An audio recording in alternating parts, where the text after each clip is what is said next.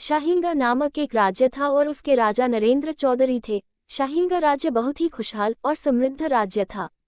उस राज्य में किसी भी चीज की कमी नहीं थी। राजा अपने प्रजा को बेटे जैसा प्यार करता और प्रजा भी राजा को अपना भगवान मानती। राजा को शिकार करना बहुत अच्छा लगता था, लेकिन उस राजा की अभी तक शादी नहीं हुई थी। राजा को रोजाना कई राजकुमारियों के रिश्ते आते, लेकिन उन राजकुमारियों में से राजा को कोई भी राजकुमारी पसंद नहीं आती। राजा से एक दिन मंत्री ने राजा से पूछा कि महाराज, आपको कैसी राजकुमारी पसंद आएगी? तो राजा बोला, मुझे ऐसी लड़की पसंद है जिसे मेरी दौलत से प्यार न हो, नहीं इस महल से, और वह दिल की साफ होनी चाहिए, प्रजा को अपने बेटे जैसा मानती हो ऐसी चाहिए। मंत्री थोड़ा मुस्कुराए और बोले, आपको ऐसी लड़की खुद ढूंढनी पड़ेगी, वह भी एक गरीब बनकर। राजा मंत्री के सुझाव से अति प्रसन्न हुए और बोले, ठीक है, मैं काल से ही ऐसी लड़की को ढूंढना चालू करता हूँ। राजा गरीबों की पोशाक भेस पहनकर निकल पड़े अपनी मंजिल की तलाश में।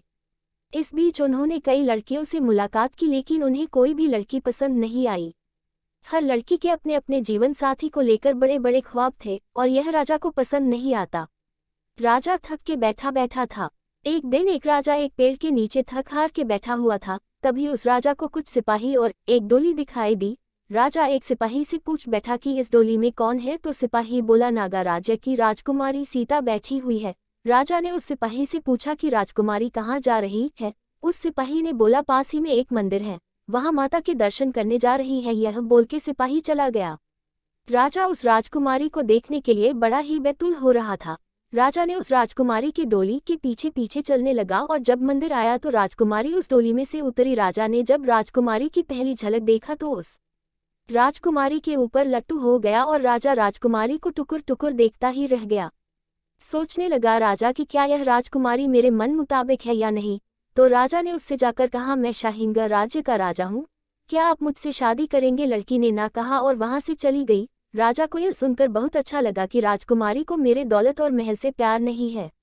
राजा ने फिर उस राजकुमारी का पीछा किया और उसके राज्य जा पहुंचा। अब राजा को उस राजकुमारी के स्वभाव के बारे में जानना था, तो राजा ने वहां के प्रजा से उस राजकुमारी के बारे में जानने की कोशिश की। तो वहां के लोग बोलने लगे कि हमारी राजकुमारी देवी है, वह सारी प्रजा को अपने बेटे जैसा प्यार करती है और वह हर सुबह और शाम गरीबों में धन और अनाज बांटती है। उन राजकुमारी के गुणगान सुन के राजा बहुत खुश हुआ। यह सुनकर राजा अति प्रसन्न हुआ। राजा ने उस राजकुमारी से विवाह करने का निश्चित कर लिया, लेकिन राजकुमारी ने राजा से विवाह करने से मना कर दिया था। राजा सोच में डूब गया कि अब क्या किया जाए। राजा ने राजकुमारी के पिता से बातें की और कहा कि मैं आपके बेटी से शादी करने चाहता हूँ। राजकुमारी के पिता ने कहा कि हमारी बेटी को अगर तुम पसंद आए तो हम शादी के लिए राजी हैं। जब राजा ने राजकुमारी से शादी की बात की तो राजकुमारी ने राजा के सामने 3 शर्तें रखी। पहली शर्त, राजा को राजकुमारी को तलवारबाजी में हराना होगा। राजा ने यह शर्त मान ली और राजकुमारी को तलवारबाजी में हरा दिया। फिर राजकुमारी ने राजा के सामने दूसरी शर्त रखी और कहा कि तुम्हें अगर मुझसे शादी करनी है तो तुम्हें प्रजा में से किसी एक की हत्या करनी होगा।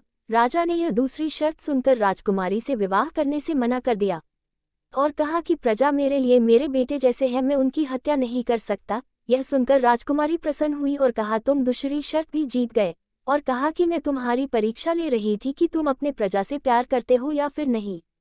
राजकुमारी की तीसरी शर्त। राजकुमारी ने फिर राजा के सामने तीसरी और आखिरी शर्त रखते हुए कहा कि तुम्हें एक पहेली सुलझानी होगी और वह पहेली यह है, आपके पास 8 सिक्के हैं जो देखने में एकदम एक समान है। आपको पता लगाना है कि उसमें से एक सिक्का नकली है और नकली सिक्का बाकी सब सिक्कों से जरा सा वजनी है। अगर आपके पास एक बैलेंस तराजू है पर कोई बात नहीं, लेकिन उस तराजू से आप सिर्फ 2 बार ही तौल सकते हैं, तो नकली सिक्के को कैसे पहचानेंगे? राजा थोड़ा सोचने लगा। थोड़ी देर सोच विचार करने के बाद राजा ने कहा, 3 सिक्के निकालकर तराजू के दोनों ओर रखे। अगर दोनों पलड़ा बराबर हैं तो इन 6 सिक्कों को छोड़कर बचे 2 सिक्कों को एक एक पलड़े पर रखे। जो भारी निकले वो नकली हैं।